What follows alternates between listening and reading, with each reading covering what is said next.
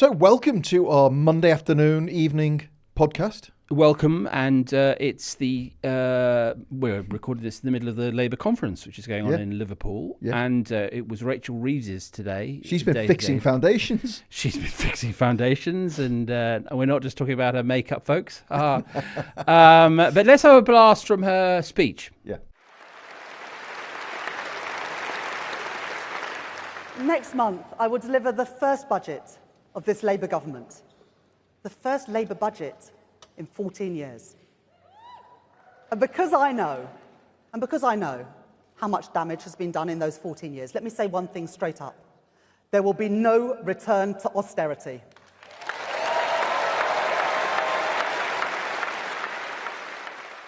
Well, that was the soundbite du jour, wasn't it? No more austerity. Everyone. What is it? Can I just interject on a sort of completely shallow level and Please. just say, what is it with first-time Labour chancellors that they can't talk and smile at the same time? Well, I think the smile... Reeves, and exactly the same as Gordon Brown. Yeah, but you see...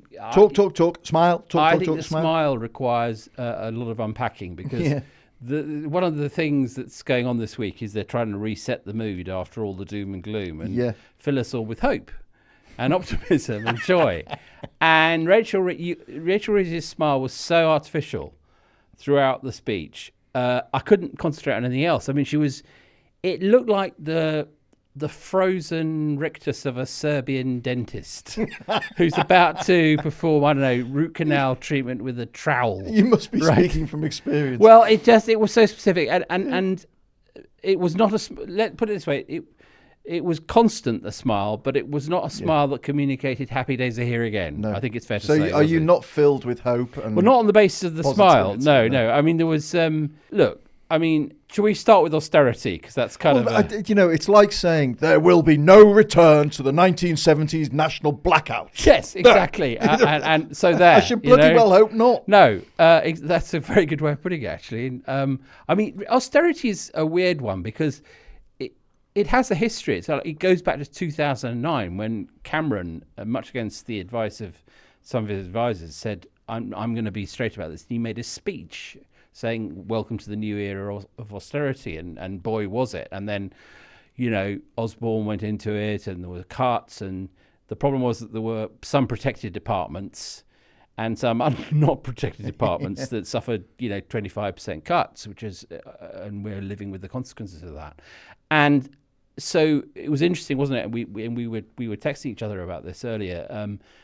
That on Monday morning she was interviewed on the Today programme by Sir Nicholas de Robinson, for it was he, and he very, I think, correctly pressed her on saying no austerity, but are you saying that for individual departments or overall? And she very clearly refused to answer, from which one can surmise. I mean, top line is welfare cuts, I think. Yeah. So, her relationship with Liz Kendall, who's the Work and Pension Secretary, is going to become quite strained, I suspect. Yeah. Because that's the great variable in the unprotected categories. Well, so the point I'd make about saying no return to austerity. Austerity is a word, to describe a very complicated strategic approach to economics.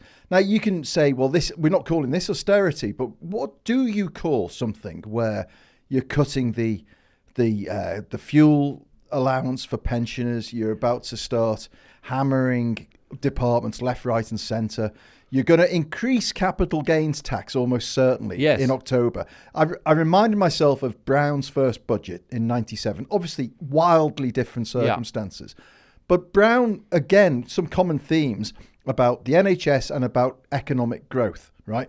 Investing more money into the NHS, but encouraging growth by lowering capital gains tax. Now, Keir Starmer's Labour has said it's all going to be about economic growth. Right. But that is counter to what they're actually about to do if they do start raising capital gains tax. And also, I mean, I think their definition of not austerity means you get an inflation increase. Right. Yeah, and maybe a bit more if you're lucky. Yeah. But I mean, that's... Well, they're also on a sticky wicket there, Matt, as well. We've seen the nurses today saying 5.5% is not enough. So there's now clearly a mood amongst the public sector where they've seen train workers getting massive pay rises, they've seen the junior doctors getting paid off. Everybody's sort of thinking, well, now's the time to strike. I think that news that the nurses have rejected the 5.5 will have dismayed them almost as much as anything in what has, I think, by common consent, been a pretty choppy few days. Yeah. Because I think they thought they'd put the public sector strikes to bed, and it's clear they haven't. Yeah. So that, you're right, that is bad news. And there are all sorts of things that they have promised or indicated. Like, for instance, they've indicated a general commitment to moving defence spending up to 2.5% of GDP. We know health spending can't go down. We know that international development, well, there's a commission looking at ways of how that can be pushed up to 0.7% of GDP again. So there are all these traffic lights indicating green. But she's made it very clear that the October budget and then the spending review next spring will have plenty of red lights as well. So in terms of expectation management, I personally think it's all over the place. Yeah. Because on the one hand, it's, I will not avoid difficult decisions, but on the other, it's going to be great. And I think one of the things about both her and Keir Starmer is that they're not great storytellers. She's obviously not going to give us a really good look at the shining city on a hill, but maybe there's GPS coordinates, maybe something, or even that it just exists. It exists, somewhere, rumours. I mean, is it just going to be foundations? And will we live in a tent on the foundations? And she threw that terrifying smile. She kept saying, this was going to be digging and cranes and trucks and building and breakfast clubs, which is good. But really, I don't know about you, but I didn't. In contrast to say, one of the vintage Gordon Brown speeches, I didn't feel at the end of it, wow, this Chancellor has a vision for Britain. I understand. Okay, now I finally understand why Brown's great mantra was prudence with a purpose. Yeah. And I'm not saying it was always effective, but by the end of one of those speeches, especially conference speeches, you usually knew what he was planning. Totally. I don't know what she's planning. It is worth looking back if people are inclined to, as I did. It's only about 4 minutes. It's like a political broadcast ahead of his budget, Brown. And there is a depth of clarity there about what it's all about. And it's about creating an economic powerhouse for the next century, the century we're now inhabiting. The century that we're now almost a quarter of the way through. Exactly. And are an economic dump, thanks to a number of reasons. But there's none of that sense in what Rachel Reeves is saying.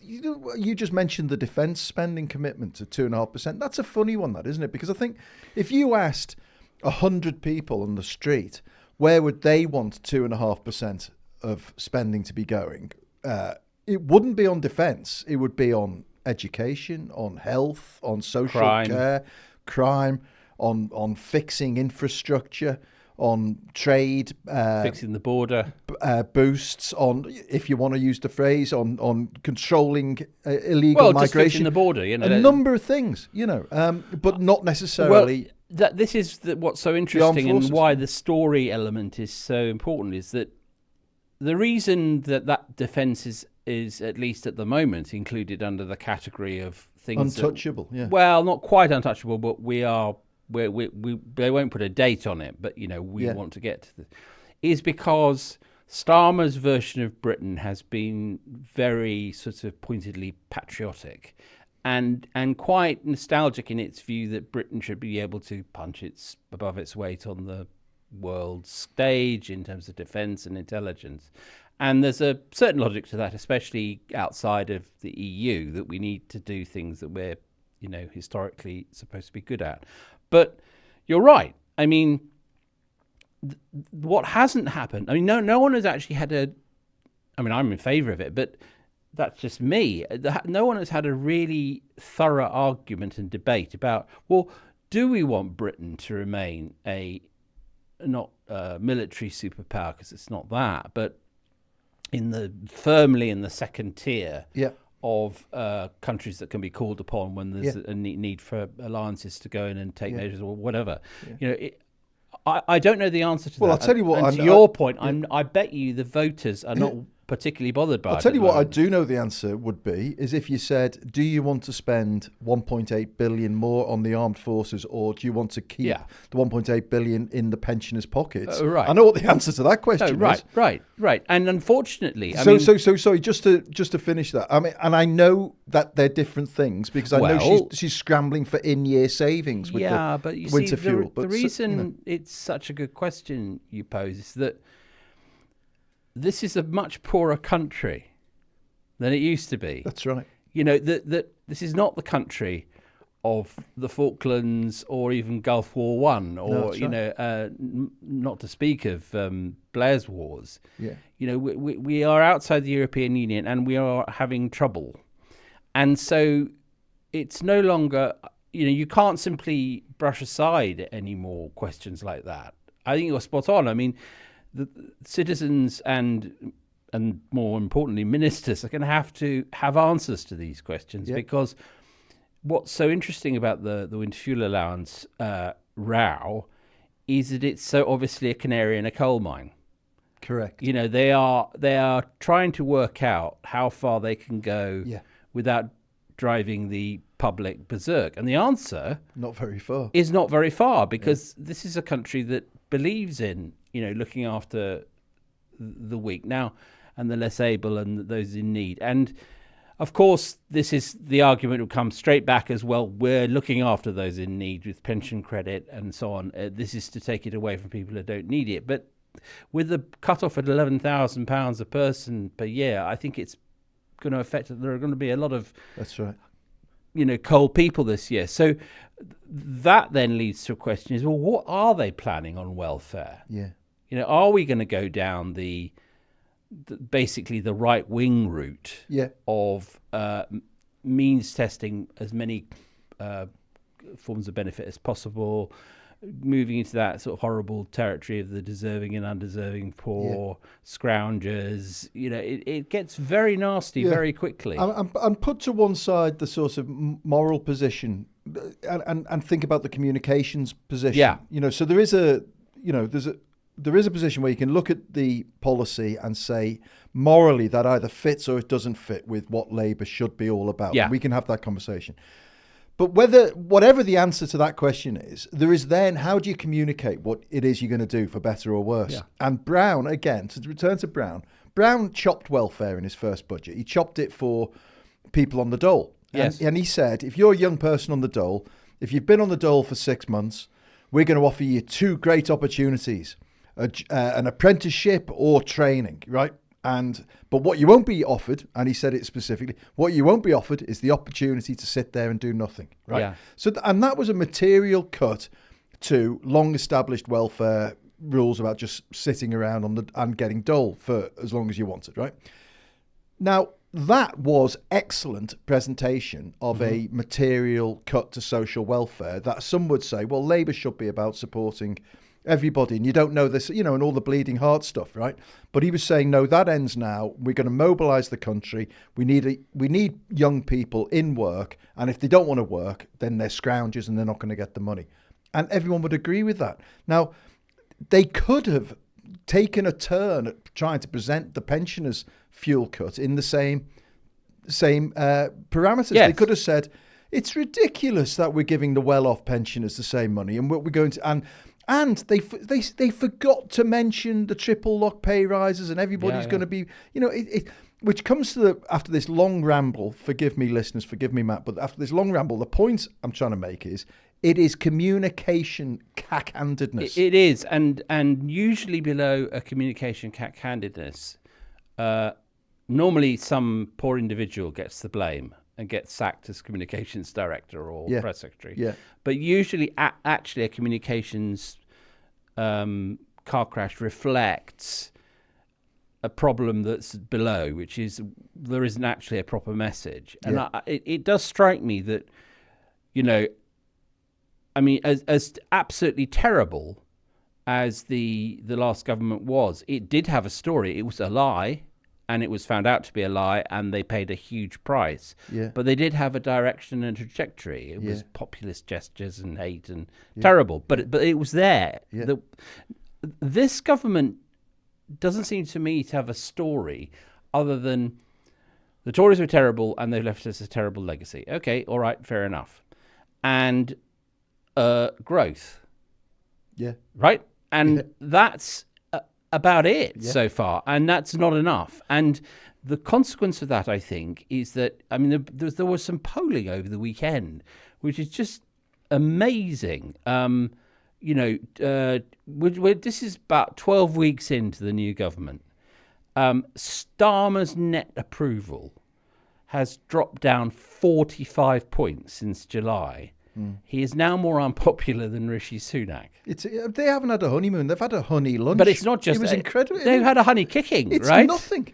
17% of Labour voters already regret their decision. This is a More in Common poll. 3 in 5 people already expect Labour to lose the next general election.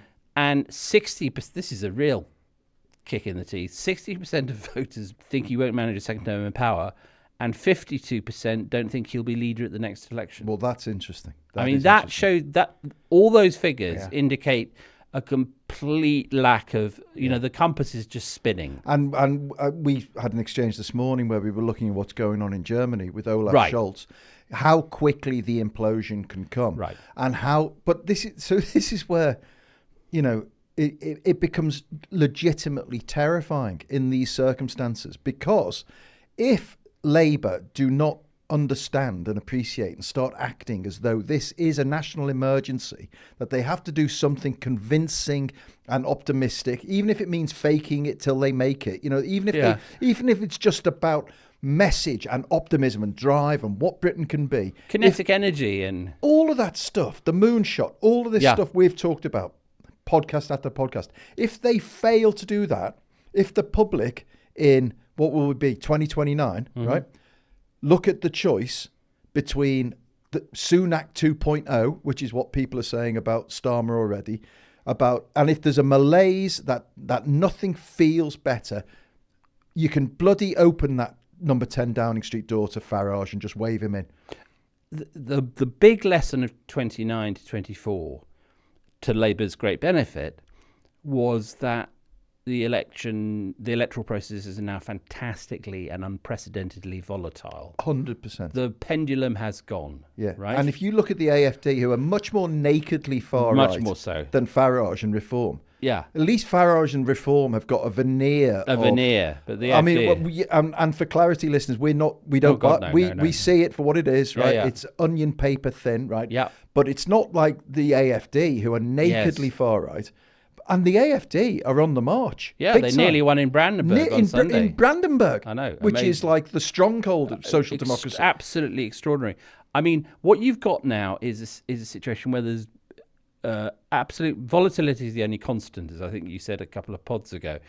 And you've also got this institutionalized disappointment and preemptive disappointment amongst the electorate. They're wait, and I understand why. They're waiting to be disappointed. So you have to try double as hard as you used to. Yeah. And back to your Farage point, I know that you have to refer to the old enemy. It troubled me slightly that she didn't allude to Reform in her speech. She framed it entirely as good Labour, bad Tories, and she said, when the Tories come after me, bring it on. And I thought, well, yeah, if you like. I mean, that's not what you got to worry about. What they've got to worry about is a hung parliament next time.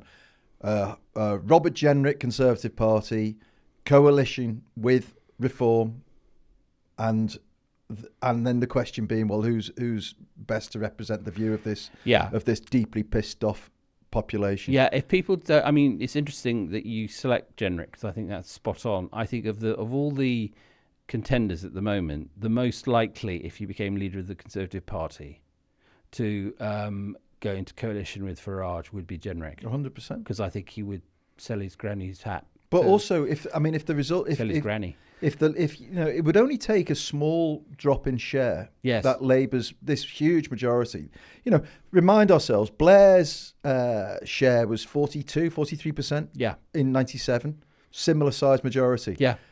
Keir Starmer's 34%. Yeah. So, a massive difference in scale and much more fragility because of that. So it would only take a small drop in share, and suddenly you're looking at coalition of Tories and Reform, possibly, that would make a thin majority in Parliament. You know, what worries me a bit is I remember in '97 someone famously asked Jonathan Powell, Tony Blair's chief of staff, on the night of the election victory in '97, what are you going to do now? And he said, win a second term. And he was much mocked for that. But actually it reflected a good approach, which was they worked on the basis that they were only going to be in for one term unless they did something right. Yeah, I don't get that.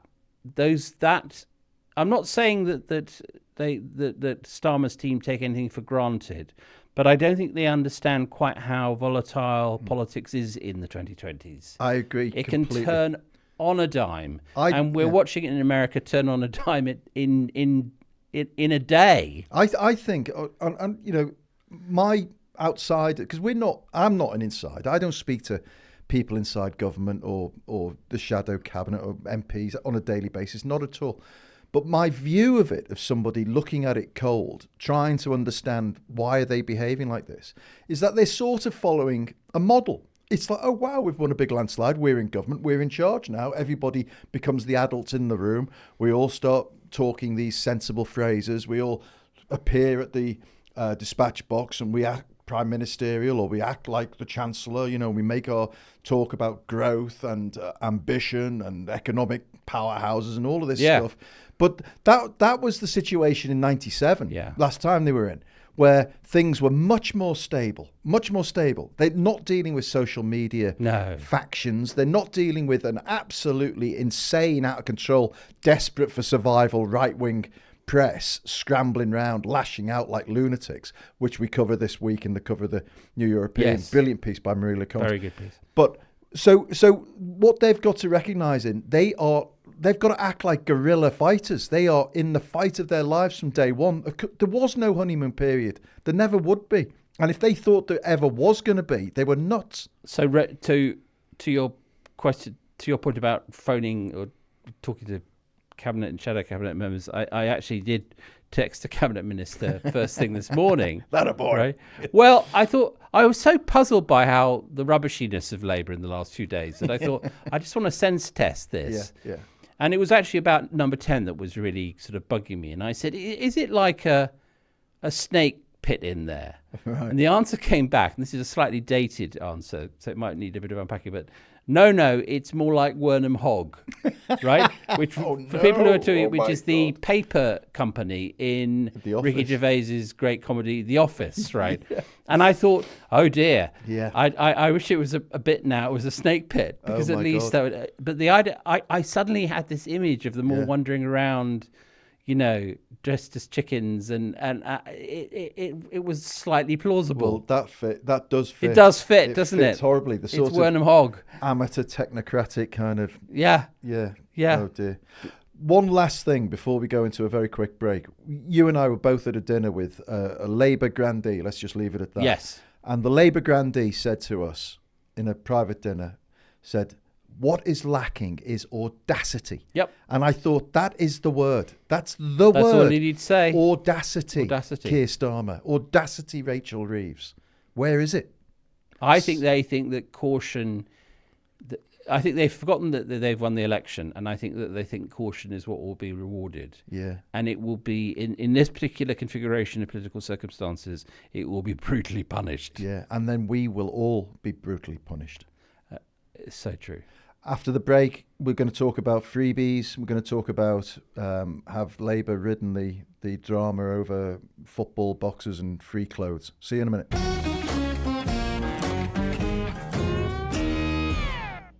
This podcast is brought to you by the subscribers of the New European newspaper. The New European was set up to fight against the iniquities of Brexit, and we carry on fighting the good fight against corrosive nationalism and right-wing media to this day. Not only that, though, it's a great read every week, full of fantastic cultural articles, political insight from across the continent, great writing, including my dear friend Matt Dancona. So sign up and join the community of readers that have made the New European the fastest growing newspaper in Britain. We'll give you a free Bollocks to Brexit passport cover when you join from just £1 a week. For £1 a week, that's less than the price of a bottle of water, You get all of our digital content, archive, puzzles, the lot.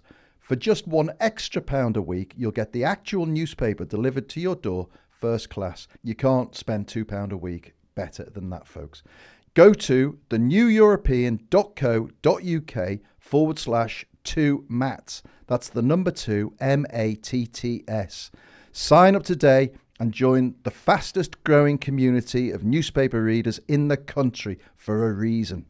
So, shall we move on to some Let's move on to Labour freebies. bashing? No.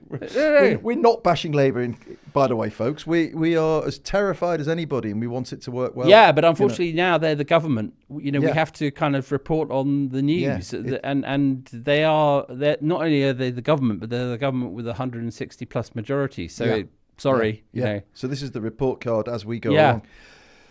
More and more freebies and stuff coming to light. Keir Starmer with David Lammy at the Spurs game the other day. Bridget Phillipson was the one that stuck in my throat a bit. using her kid as a human shield. I sort of agree that getting free concert tickets is bad, but come on, it was Taylor Swift. and her daughter wanted to go. And my daughter really, is that your plea bargain? But Honestly, also, using your child as an excuse. it's pretty disgusting. It isn't was pretty vile. Yeah. And then we've had all the clothes and birthday parties being paid for. And now, I like some of the ingenuity, like Angela Rayner on Laura Kuenssberg's show on Sunday, sort of presented the Labour Party as a great big Airbnb. So she said, this is her staying in Wahid Ali's palatial flat in New York for free. Yeah.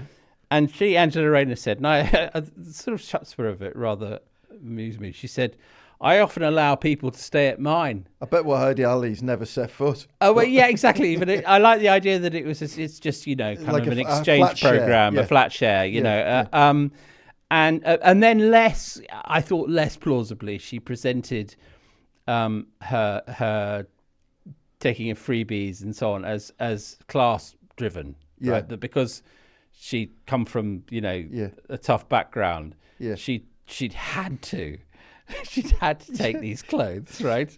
Well, so my wife, right, who comes from a humble background, has made great, has done brilliantly, right, and likes to dress well and all of that. Yeah. Her attitude when I said, for God's sake, what's wrong with these people? She said, oh, for bloody hell, they need to look good. Who cares, right? Who cares? Yeah. So I do think there is a big component of us getting not just us, the media classes, and probably being influenced by the slurry of headlines across the press about the fact that there are all these freebies flying around, and we'll come on to. She's probably right in terms of voter priority, right? But I do what I think what Nadia thinks is that they should be given an allowance. They shouldn't have to. Well, I'm not sure I disagree with that. Yeah. But I think that the problem is that having I've followed the whole trust and Starmer saying in an early conference speech as leader that he couldn't stand Boris Johnson because he didn't follow the rules, and that's right. And the a big part of the Starmer brand was I'm straight, me. I don't get involved. I won't hold parties in Number 10. Yeah. I'm not on the take. I don't need posh wallpaper and all that. Yeah. And it was there was great outrage from him, wasn't there? Very much so. And it was appealing, and the Mail on Sunday desperately tried to prove that he was involved in COVID breaches, and he wasn't, but he offered to resign if they found that he was. So part of the Starmer promise was, we're not going to be like the last lot. Yeah. And guess what? I mean, the scale is nothing like as great. It's nothing like. It's asymmetric. Someone did a great, like a bar chart. Yeah. Of all Boris Johnson, and it was 6.4 million quid or something like that. I mean, it was off the scale. But the principle is, as we said last time we discussed this, it is troubling. The most troubling thing of the lot is that Starmer couldn't see that this was troubling. once it's tied to the winter fuel allowance, they're taking off pensioners, but he's taking a box at Arsenal. Yes. Now. And everybody says, Keir Starmer earns £167,000. Yeah. And actually, if you look at London prices and all of that, it's not a huge amount of money, blah, blah, blah.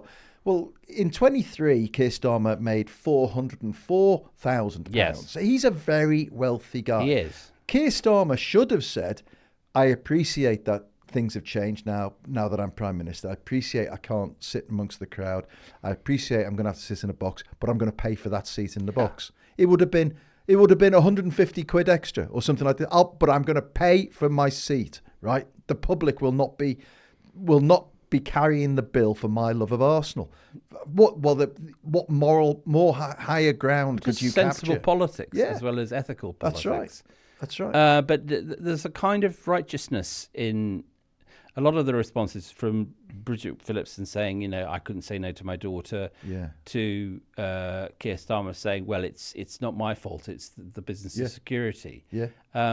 This is sort of delegating responsibility, abdicating responsibility. It's not attractive. That is, if you analyse that is what he's saying is it's not true. He's saying, yes, I can't sit where I've sat for the last 20 years, right? Amongst people who know me, have seen me every week, right? As leader of the opposition, as a public figure, I can't sit there. I'm going to have to sit with other people in a box, right? But it's not like they're saying, and I've got to have 4 armed protection guards sitting with me because someone's going to take a pop at me or something. It's just that I'm sitting in a more expensive, more exclusive, more discreet area. And that's more expensive, but I'll pay for it. That's all he had to say. Yeah. All this stuff about, the public shouldn't.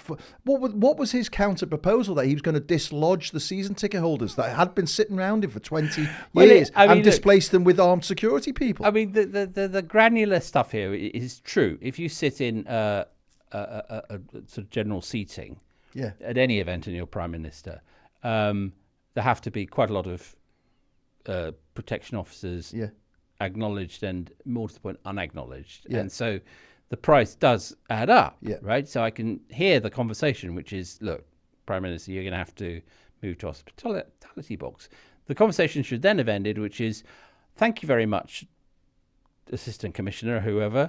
I'll pay for the extra. Of course. End of story. Which a man of his worth is marginal. The idea that he said, well, I had to get someone to pay. I had to, because otherwise the taxpayer would.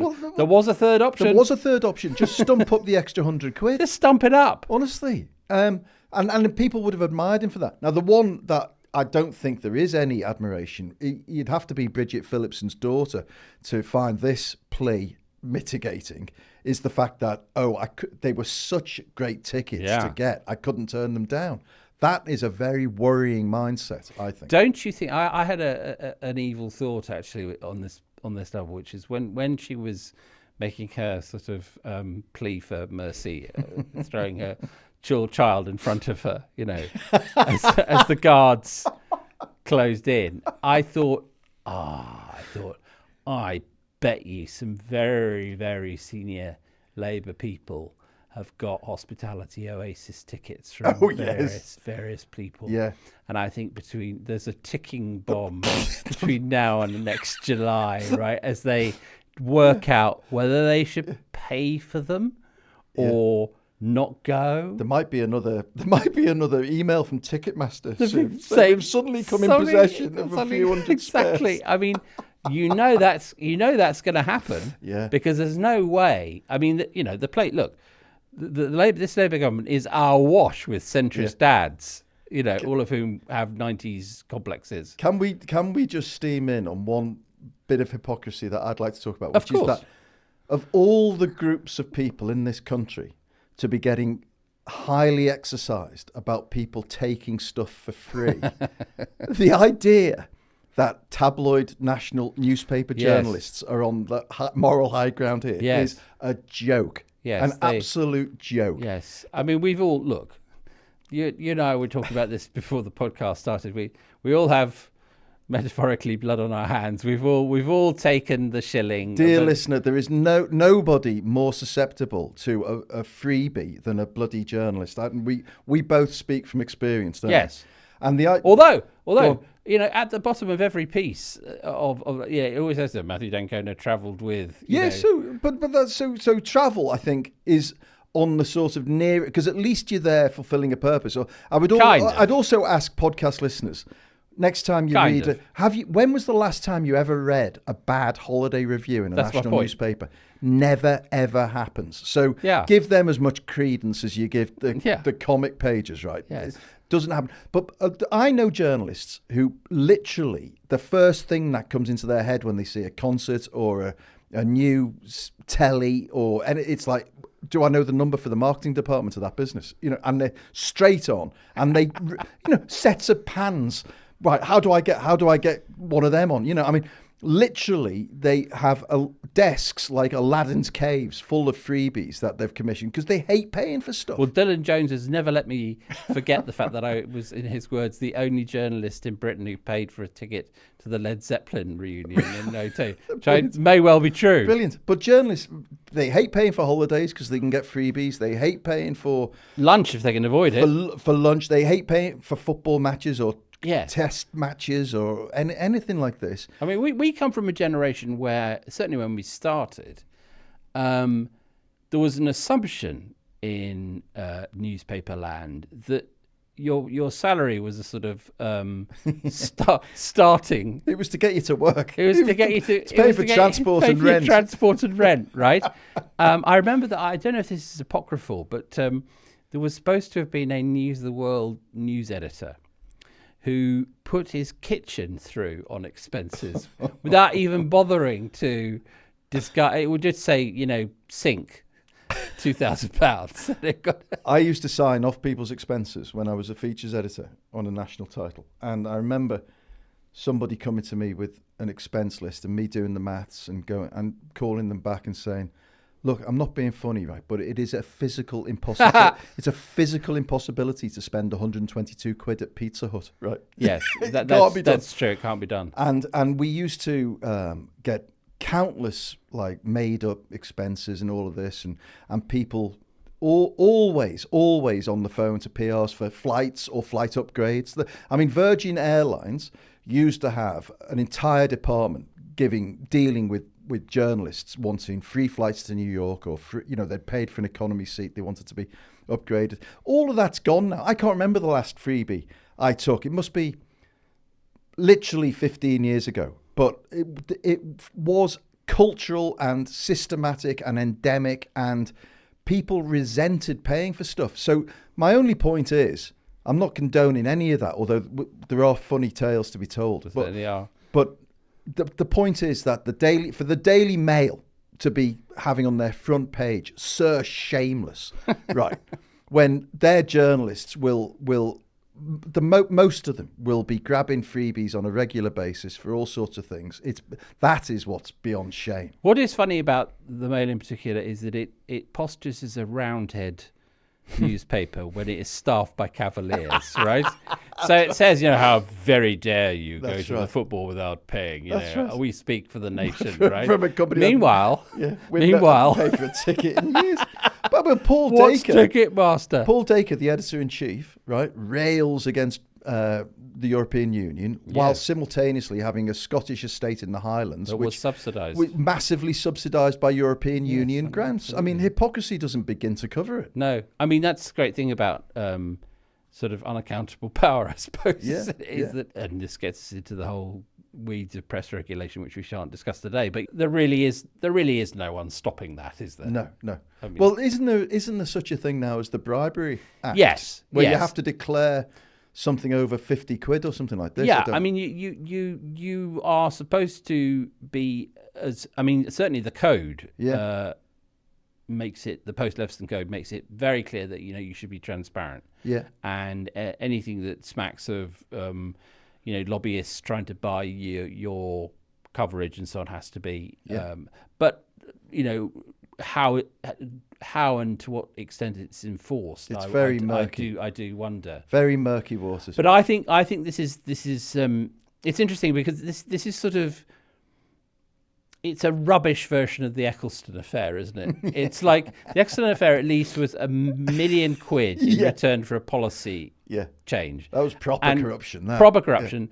And Blair went on telly and, again with the furries and smile, said to John Humphreys, people I think they are a pretty regular sort of guy, right? And we all, because it was early on, and we were all, oh, Mr. Tony, we all thought, well, there it is, job done. And here we are all these years later, and they're still at it. So I think I hope, look, what I never expected was that in 2024, I'd be talking about another Labour government where actually it's part of a global battle, the stakes of which are almost too frightening to contemplate. I mean, that's why it's funny, but it's also kind of chilling, isn't it? I find it deeply chilling, and I think it's going to get more and more scary. How this goes, this government, is not just important it is very important in the UK, but it's important in Europe, it's important in the transatlantic links of the sort of MAGA right. It's important to Ukraine. It's important to how I'm sure it will have resonance in the Middle East. I mean, everything depends on it. More importantly than that, it's important to your children and my children. And a lot depends 100%. On the success of this Labour government, on how our children get on in life. And I find that such a weight. This new wave of progressivism, what Kamala Harris talks about turning the page, it cannot be crap. Yeah. It has to be, at least at some level, quite good. Yeah.